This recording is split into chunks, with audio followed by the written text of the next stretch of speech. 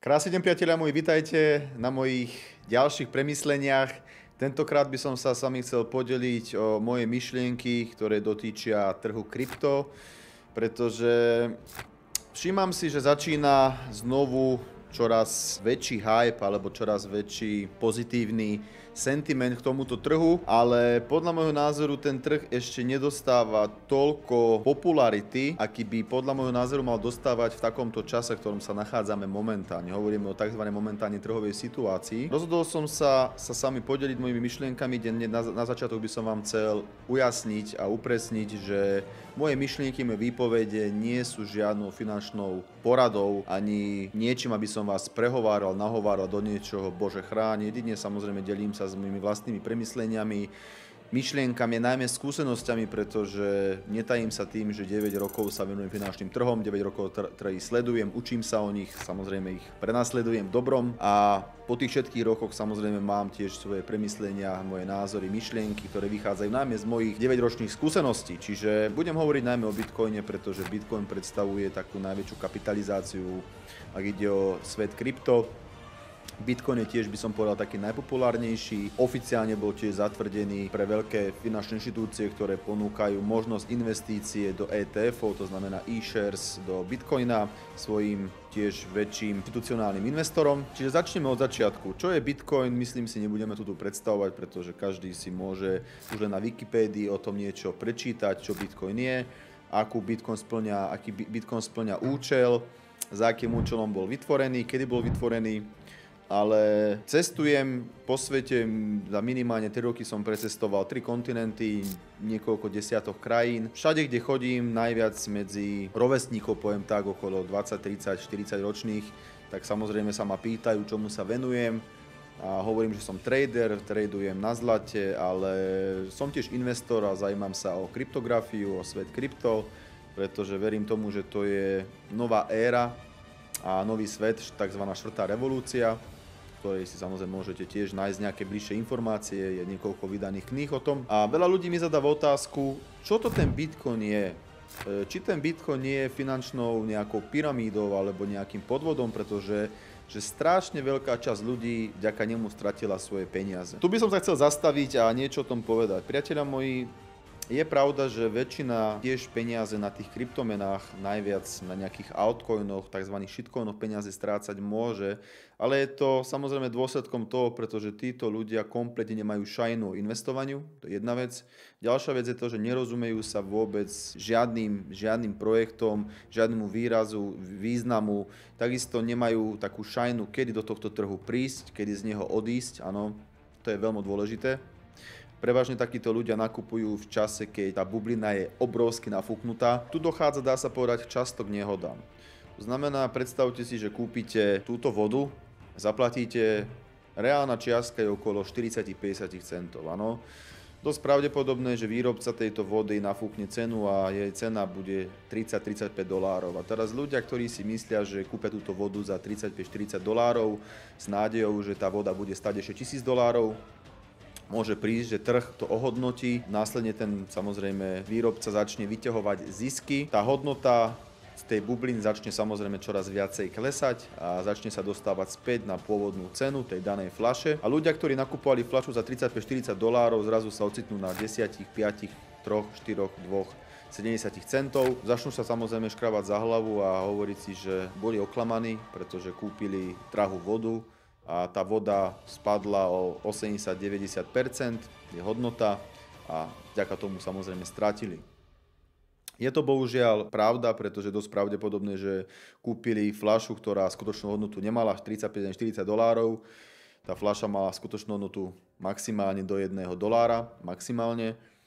A jedine ten trh samozrejme zverifikoval tú danú fľašu, že jej skutočná hodnota nie je ani $35-40, ale maximálne $1. Čiže nič strašne sa nedialo, lenže ľudia bohužiaľ prišli v čase, keď tie ceny boli extrémne vysoké a nereálne, nazval by som to tak. Samozrejme, kebyže tie dané osoby majú nejaké predošlé skúsenosti, venujú sa tým daným projektom a vedia, kedy najmä prísť, navštíviť ten trh a niečo tam zainvestovať, nejakú čiastku, ktorú si môžem dovoliť samozrejme spáliť, to znamená stratiť, tak týmto pádom by podľa všetkého možno vyšli aj s nejakým ziskom a nie len zo stratou. Ak ide o samotný trh krypto, ja osobne ho sledujem od doby 2019, 2020, 2021 som využil ten predošlý bullrun, ktorý, poviem otvorene, mi dal nielen skúsenosti, ale najmä možnosti, pretože niekoľkokrát som znásobil majetok, čo je samozrejme plus. Nebudem tu hovoriť, po ceste, najmä v roku 2021 som urobil všelijaké chyby. To znamená, že začal som odpredávať dané projekty na vyšších úrovniach s nádejou, že potom odkúpim nižšie, čo sa tak nestalo, pretože nikto nevie presne určiť cenu, ideálnu cenu a tie ceny začali samozrejme rapídne následne rásť, potom som dokupoval tie projekty drahšie, čo som mal samozrejme menej projektov, miesto 5000 kusov som už mal len 3800, 3100 a došiel som do záveru, že nezarobil som to, koľko som zarobiť mohol a tak ďalej a tak ďalej. Čiže tých chýb bolo kvantum, áno. Následne som veľmi nerozumel ešte tým sieťam, blockchainom a tak ďalej a urobil som tiež občas nejakú chybu, som sa pomýlil, dal som nesprávnu sieť, zadal som samozrejme, urobil som transakciu 50-15 tisíc dolárov, kde som to poslal na zlú sieť, následne som to nevedel odzískať späť, čiže tých chýb bolo neúrekom, ale to boli chyby, z ktorých som sa samozrejme poučil a dneska môžem hovoriť aj vám o tých chybách a následne by ste sa vy mohli vyvarovať takým chybám. Ale čo som chcel proste povedať, že ak ide o samotný Bitcoin a kryptomeny, podľa môjho názoru, to už tvrdím od novembra 2022, ako Bitcoin sa nachádzal v tom čase pod 20 000 dolárov, sú príležitosť na tú dobu, ktorú momentálne žijeme. Žijeme v dobe, kde je extrémne všetko drahé, inflácia je čoraz vyššia a udržuje sa s nami, samozrejme, bude sa s nami udržovať podľa môjho názoru aj do konca môjho života, pretože inflácia je niečo, čo je tu s nami už dekády. A verím tomu, že neznikne ani zajtra, ani o mesiac, ani o rok. A bude samozrejme naďalej, lenže bude možná, nebude 10%, bude 5%, 4%, 8%, 1,5%, no. Ale bude tu naďalej.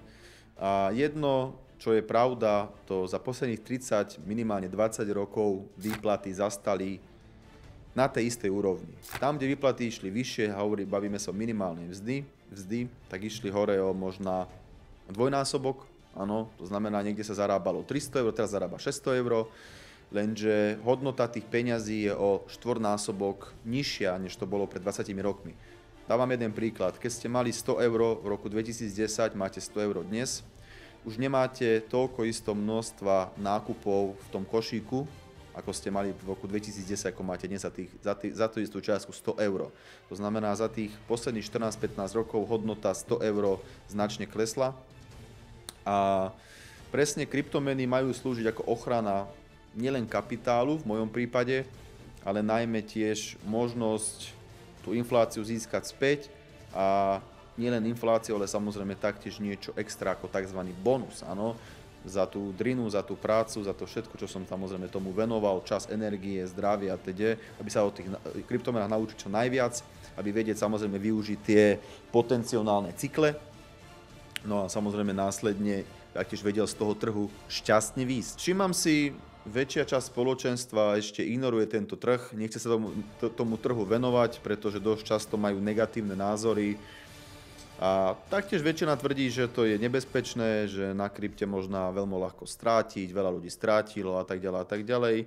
A keď sa dosť často taktiež týchto ľudí pýtam, či poznám také osoby, jasne poznám, však môj kamarát zainvestoval 5000 a nestrátil. Áno, a koľko kamarát sa tomu venoval? No vieš, no to vtedy bol taký čas, ktorý všetko rástlo a tak ďalej, on tam chcel rýchlo zainvestovať a kúpil a následne to spadlo 30%.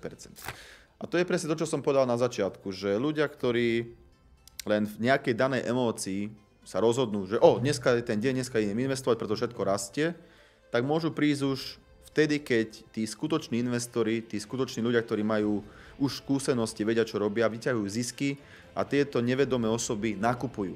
To znamená, že tí osoby, ktoré prišli skôr, ako napríklad ja som prišiel, bavíme sa len o potenciálnom momentálnom cykle, keď to nahrávam, máme február 2024, tak ja som začal prvé nákupy realizovať v novembri 2022. Vtedy bol Bitcoin dolo minus 70%, čo bola pre mňa príležitosť samozrejme na dlhšiu perspektívu, minimálne rok až 2. Vtedy, čo som kúpal Bitcoin v novembri 2022, bola 18 900. Dneska hodnota Bitcoinu 48 500. To znamená, že dá sa povedať, že skoro mám 30 000 zisk len na jednom bitcoine, čo pre niektorých v tom čase bol totálny idiotizmus, pretože mi vraveli, že neviem, čo činím, neviem, čo robím, že to ide na nulu, že to už nebude, to bankrotuje a tak ďalej. A taktiež som si prechádzal samozrejme históriu kryptomien a vracal som sa do doby 2013, 2014, 2016 a tak ďalej. A v tom čase samozrejme bol podobný sentiment, najmä v čase, keď všetko klesalo a keď všetko išlo dole, bavíme sa o medveďom trhu a boli tie isté názory. Je to pyramída, ide to dole, nemá to význam a tak ďalej a tak ďalej a tak ďalej.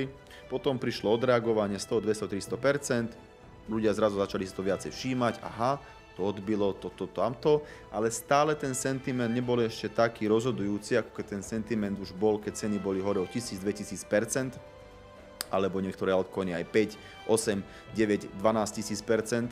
A vtedy dá sa povedať, tí ľudia, tá väčšina, ktorá mala celý čas negatívny sentiment a negatívny názor na krypto, zrazu začala, dá sa povedať, sa o to zaujímať a chcela to nakupovať a chcela samozrejme sa tiež obohatiť. Lenže, ako to samozrejme býva zvykom aj z histórie, prišli neskoro.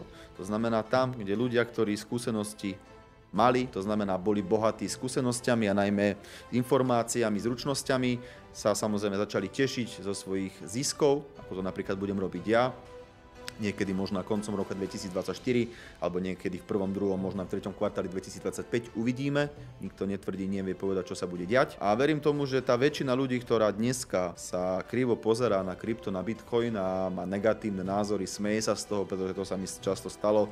Minulý týždeň som mal tiež konverzáciu s dvomi ľuďmi, ktorí mi vraveli, ako vieš, že to bude a to je hlúposť a to nemá perspektívu, na tom stratíš. No však hej, dáš do toho, ale to nevieš, lebo to a tamto. Čiže také neodpodstatnené názory jedine z počutia, hej, že na všetkom sa stráca. Keď som spomenul, že za rok aj niečo som mal zhodnotené 496%, tak samozrejme ľudia si mysleli, že trepe tutaj hlúposti. No, samozrejme to, čo si myslí, je vedľajšie, dôležité je to, čo viem ja a čo dokážem samozrejme s tými vedomosťami urobiť. A tie samozrejme čísla hovoria za seba. A ako vždy hovorím, čas a trh zverifikuje. Kto chce, môže taktiež zverifikovať moje predošlé myšlienky, napríklad z roku 2022-2023, začiatku roka, keď som do otvoreného fóra King of 4X na Telegrame pridával moje myšlienky a moje názory, kde taktiež často som opísal nielen dátum, ale aj hodnotu daného bitcoina, či už 15 500, alebo 18, 20 tisíc a tak ďalej. Dneska tá hodnota, keď nahrávame, máme 12. februára 2024, je presne na 48 000 amerických dolároch, čiže vidíme, že ten čas a ten trh to zverifikoval, tie dané myšlienky, vidíme, čo sa bude diať v februári 2025 za rok, som na to náramne zvedavý. Čo by som vám chcel len povedať je to, že ľudia musíte si uvedomiť jednu vec. Tí, ktorí žijú v tomto systéme, kde musia ísť do práce, musia vykonávať nejakú pracovnú činnosť, aby peniaze zarobiť a následne aby prežiť, a respektíve sme všetci investorami. Niekto samozrejme vďaka vedomostiam a skúsenostiam investuje do rozličných aktivít alebo do rozličných aktív. Či sú to nehnuteľnosti, či sú to nejaké supercars, či to je nejaká bižutéria, zlato, alebo drahé hodinky, áno, luxusné hodinky, alebo kryptomeny, bitcoin, ethereum, altcoiny po niektoré a tak ďalej, alebo nejaké investičné zlato, investičné striebro, alebo nejaké značkové drahé oblečenie, limitované oblečenie, áno. Čiže všetko samozrejme závisí od nás. Kde sa cítime najbezpečnejšie, kde máme tie najviac informácie, vedomosti, skúsenosti. To samozrejme taktiež počase rozhodne o tom ovoci, aké ovoce to priniesie. Či to priniesie jedine mínus, áno, a negatívne skúsenosti a samozrejme stratu, alebo to priniesie taktiež zo sebou nejaké zisky a ten pozitívny pocit, čo za tým samozrejme ide. Sú samozrejme ľudia, ktorí tvrdia, že oni investorami nie sú, investorov nezaujíma, ale pravda a realita je taká, že aj títo ľudia, ktorí to tvrdia, sú investorami, pretože 100% investujú do valuty, ktorú držia na svojich účtoch, ktorá valuta stráca minimálne 5 až 10% na inflácii. Inflácia je ukrytá daň, áno, to znamená nielen, že platia dane za pracovnú činnosť, to znamená, že musia sa podeliť so štátom za čiastku, ktorú zarobili v práci, ale takisto samozrejme sú tu rôzne oplaty, sú tu rôzne dane, vaty, to znamená DPAčka a tak ďalej a tak ďalej.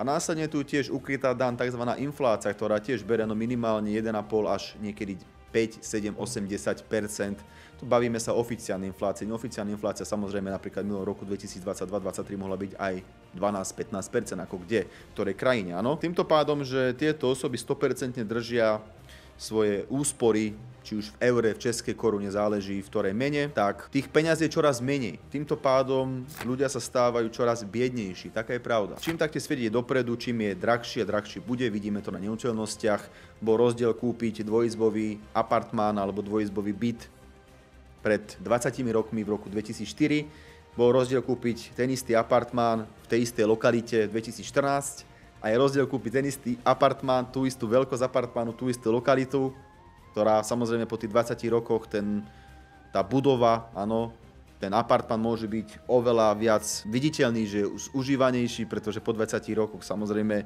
je to normálne, bežné, ale hodnota toho apartmánu je už minimálne o 100% vyššia, než to bolo v roku 2014. Čo je na tom najlepšie je to, že tá hodnota tej banknotu, toho peniaza, alebo to je banknot, áno, bavíme sa o banknote, je nominálne nižšia, než to bolo pred 10-20 rokmi. A samozrejme taktiež z toho dôsledku niektoré aktíva sú čoraz drahšie, áno, či už služby, alebo aktíva a tak ďalej. Čiže pre mňa každý človek, ktorý žije v tomto systéme, je investorom. Lenže niekto investuje 100% do českej koruny, do eura, do libry, do amerického dolára. Americký dolár ešte na tom tak zle až nie, ako samozrejme iné valuty, ale o tom potom. Ale samozrejme sú ľudia, ktorí chcú sa ochrániť nielen pred infláciou, ale pred tým všetkým nepriaznivým, čo taktiež ide od nás zo sveta, a hľadajú nejaké alternatívy, ako samozrejme množiť tie ich úspory a následne taktiež sa ochrániť pred tými nepriaznivými situáciami, ktoré sú tu a ktoré samozrejme nás stoja naše ťažko zarobené peniaze, a taktiež hľadajú potom alternatívu.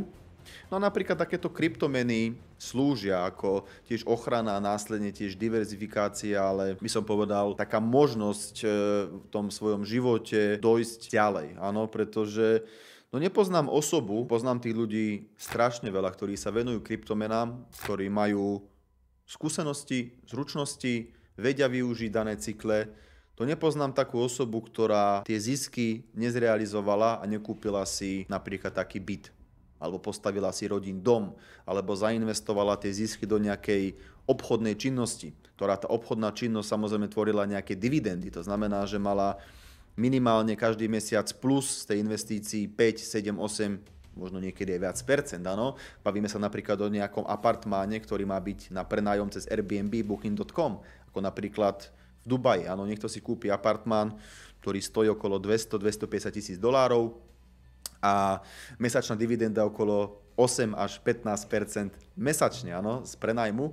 A nehovoriac ešte o tom, že v Dubaji sú 0% dane, čiže neplatíte legálne daň. Tých alternatív investičných je strašne veľa. To by sa nikomu nepodarilo s investíciou 100% len v jednej valute. To znamená, zarobím, držím na účte, odkladám a kúpim si za to za $200-250 tisíc napríklad apartmán jeden izbový v Dubaji. Vieme dobre, že odložiť jedine z výplaty $250 tisíc, to treba zarábať no minimálne 5 alebo 7, 10 tisíc dolárov mesačne, aby som to dokázal, pretože samozrejme taktiež po ceste sú aj výdaje, áno, nežijeme zadarmo. Treba taktiež vedieť zaplatiť účty, stravu, je tu rodina, sú tu deti a tak ďalej a to stojí tiež peniaze a tá doba je čoraz drahšia, áno, čiže musíme zarábať viacej. A teraz máme možnosť buď ísť do roboty, do druhej roboty, alebo možno do tretej roboty, čiže nemáme žiadny voľný čas, žiadnu voľnú chvíľu pre seba a pre svojich blízkych, ale musíme ísť z jednej roboty do druhej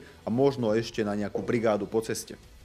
Aby sme samozrejme vedeli pokryť tie náklady a následne vedieť odkladať peniaze, aby sme si kúpili napríklad jeden apartmán, áno. Aby sme do takého apartmánu došli tými úsporami, s tým odkladaným peniazom, ako napríklad nás učili v minulosti, čo už dávno nefunguje, že treba odkladať peniaze pod madrac a následne o 20 rokov, 30 sa má nejakú čiastku, to treba ešte dožiť. Čím samozrejme pracujeme viacej, tvrdšie, viacej hodín spíme pomenej, viacej stresu, nervov a to všetkého, to nás tiež samozrejme stojí naše zdravie. To zdravie si taktiež nemôžeme kúpiť. To znamená, že na svete sú dva aktíva, ktoré si nikdy v živote nekúpite za žiadnu čiastku, za žiadne peniaze, za žiadne iné aktívum.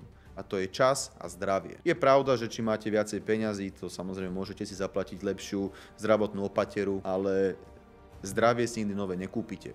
a čím máte viacej stresu, pomenej spíte, menej sa stravujete, pretože máte na to čas a tak ďalej a tak ďalej. To sa vám všetko zapisuje do vašeho zdravia. A čím ste starší, to pomaličky samozrejme bude vychádzať von, môže to samozrejme priniesť nejaké negatívne skutky. To taktiež samozrejme vyžaduje svoju daň. Preto podľa môjho názoru je správne sa začať venovať, učiť sa o investovaniu a následne vyhľadávať nejaké dané aktíva, ktoré majú perspektívu. Podľa môjho názoru od doby 2022 do minimálne 2025 za tie 3 roky nemá lepšiu alternatívu, ak ide o investovanie do iných aktív než kryptomeny. Samozrejme je pravda, že kryptomeny sú extrémne dynamické, sú nebezpečné, pretože ako dokážu robiť veľký nárast, takisto dokážu robiť veľký pád, ale keď osoba vie, kedy zareagovať, kedy vymeniť dané aktívum za nejaké bezpečnejšie v úvodzovkách aktívum, áno, a následne vie najmä realizovať zisky, pretože bolo tiež strašne veľa špecialistov, ktorí 10 000 dokázali urobiť aj $1 000 000, ale to už je história. To, že ostali jedine spomienky. Bola, kedy som mal 1 000 000 na účte. Z 1 000 000 ostalo 130 000. Kúpil som si auto a išiel som na krásnu dovolenku. Čiže taktiež treba vedieť realizovať zisky a tie zisky premieňať za skutočné aktíva. Ale oveľa jednoduchšie je vedieť tie zisky zrealizovať za skutočné aktíva, ako napríklad sú domy, apartmány, čiže nejaké nehnuteľnosti, alebo zainvestovať do nejakej obchodnej činnosti, než proste odkladať eurá alebo české koruny, žiť s nádejou, že raz sa vyrobím a kúpim si apartmán, 2 apartmány, alebo postavím si dom, alebo otvorím si nejakú fabriku alebo nejakú obchodnú činnosť. Pretože pravda je taká, že aby som si dokázal kúpiť platu, či už minimálnej mzdy, alebo z platu nejakého, neviem, nejakej osoby, ktorá pracuje v kancelárii, tak neviem, či mi stačí aspoň 200 rokov na to, aby som si odložil na nejaký apartmán. A pozor, taktiež nehnuteľnosti z roka na rok rastú. Áno, samozrejme sú tam nejaké korekcie. Aj na nehnuteľnostiach v daných krajinách sú maximálne 5-10% korekcie, áno. A následne samozrejme ceny rastú.